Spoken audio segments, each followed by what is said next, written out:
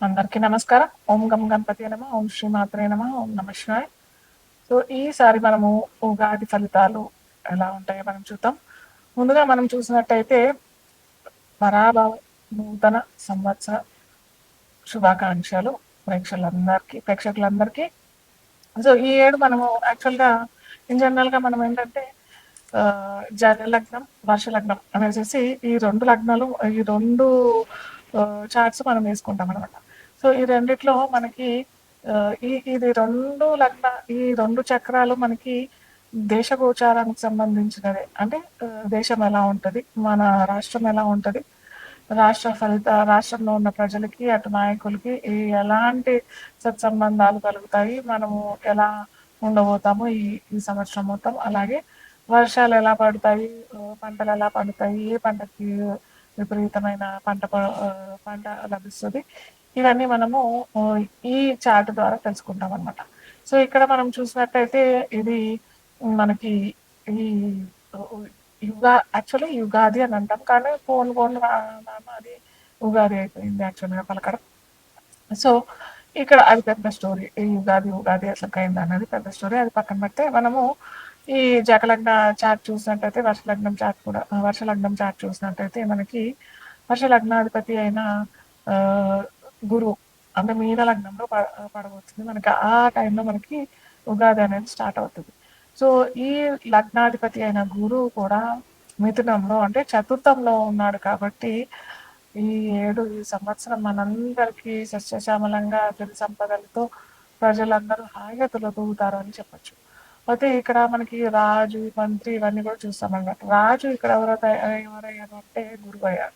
అలాగే మంత్రి ఎవరు అని అంటే కూడా కుజుడు. ఇక్కడ రాజుకి గురువుకి అంటే గురువుకి కుజుడికి సత్సంబంధాలు స్నేహితులుగా ఉంటారు కాబట్టి ఖచ్చితంగా వీరిరువురి కలయిక చాలా మంచి లాభాలతో కూడుతూ అలాగే ఏమంటారు ఆ, వేరే కంట్రీస్తో కూడా సత్సంబంధాలు ఏర్పాటు చేసుకొని ఆ, ఉన్నతమైన ఏమంటారు కంపెనీస్ ఇవన్నీ రావటము మన రాష్ట్రంలో అయినా మన దేశంలో అయినా రావటానికి మంత్రి సలహా ద్వారా గురువు వాటిని అమలుపరచడం జరుగుతూ ఉంటుంది అనమాట.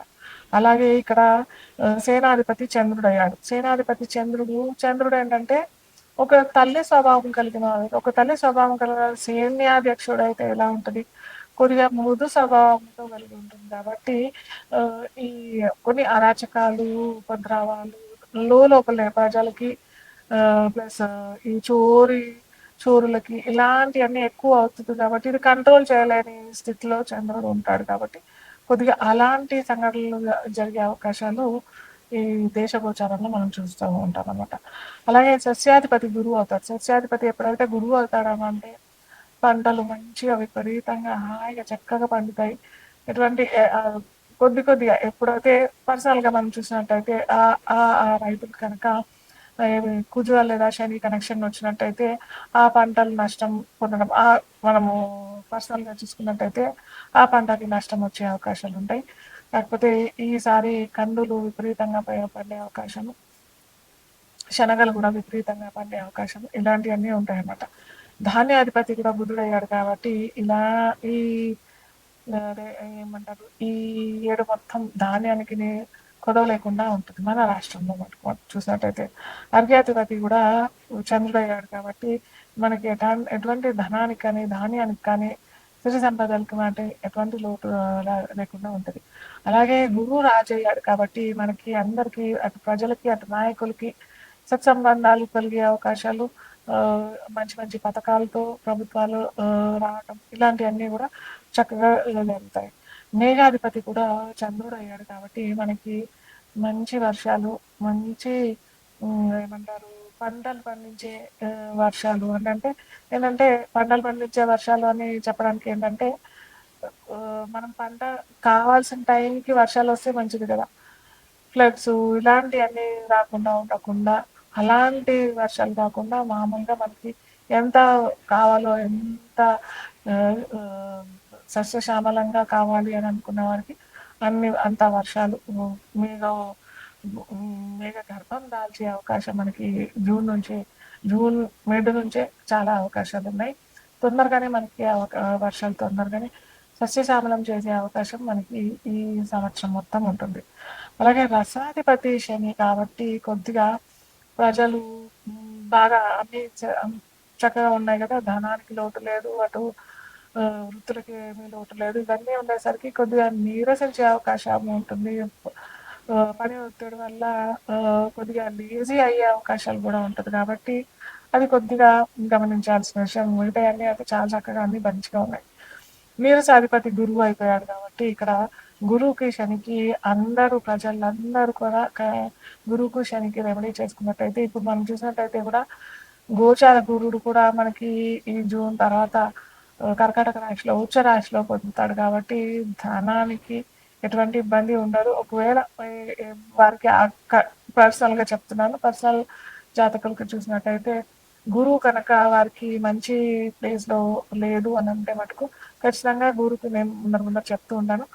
గురువుకి మీరు ఖచ్చితంగా రెమెడీస్ పరిహారాలు చేసుకున్నట్టయితే ధనానికి ఎటువంటి ఇబ్బంది లేకుండా అయితే ఉంటుంది. కన్యా రాశి చూసినట్టయితే 8 ఆదాయం వచ్చింది, 11 వ్యయం వచ్చింది, 3 రాజపూజ్యం, అవమానం 3 వచ్చేసింది. ఇక్కడ కన్యా రాశికి అధిపతి బుధుడు, బుధుడికి అధిదేవత విష్ణుడు కాబట్టి ఖచ్చితంగా వీరు ఇక్కడ కూడా వీరికి చాలా వ్యత్యాసమే వచ్చేసింది కదా. ఆదాయం వ్యయంలో కూడా 8 సంపాదిస్తే 11 వ్యయం అయిపోతుంది. ఖర్చులు బాగానే పెరిగిపోతున్నాయి. ప్లస్ అలాగే రాజపూజ్యం అంతే ఉన్నది, మనం కూడా అంతే ఉంది. తక్కువ ఏమో అట్లాగే తక్కువగానే క్రిటికల్ ఇష్యూ. సో ఇక్కడ పర్లేదు కానీ ఇక్కడ మనం ఆదాయాన్ని పెంచుకోవాలి కాబట్టి ఖచ్చితంగా వీరు మహాలక్ష్మి ఆరాధన అలాగే విష్ణు సహస్రనామ పారాయణ రెగ్యులర్గా చేసుకున్నట్టయితే కూడా చక్కటి ఫలితాలు వీరికి కూడా లభిస్తాయి. మనకి అన్ని రాశుల్లో మనం చెప్పుకున్నాం కదా, వృశ్చికము, ధనస్సు, ఇటు మీన రాశి వారికి కూడా చాలా అద్భుతమైన ఫలితాలు ఈ రాశి పొడుగు ఈ సంవత్సరం పొడుగునా ఉంది అనమాట. వారికి ఏంటంటే ఆదాయం 14 వచ్చింది, అవమానం 11, 7 రాజపూజ్యం వచ్చింది, 2 అవమానం వస్తుంది. సో వీరికి ఏంటంటే life is beautiful beautiful beautiful. కాకపోతే వీరు జాగ్రత్త పడాల్సింది ఏంటంటే బాగా మేము మేము ఇంకా ఏమంటారు డబ్బులకి మాకు గొడవ లేదు, మేము రెస్పాన్సిబుల్గా ఉండిపోతాము అన్నట్టయితే కాదు. కొద్దిగా జాగ్రత్తగా పెద్దల ఆశీర్వాదం తీసుకుంటూ అటు గురువుల ఆశీర్వాదం పొందుతూ ఉంది. దత్తాత్రేయ ఆరాధన లేకపోతే దత్త ఆలయాల్లో మీకు తోచిన ఏదన్నా పసుపు కలర్ వస్తువులు లేదా వస్త్రాలు దానం చేసుకున్నట్టయితే మటుకు మీకు గర్వభంగం కాకుండా ఉంటుంది.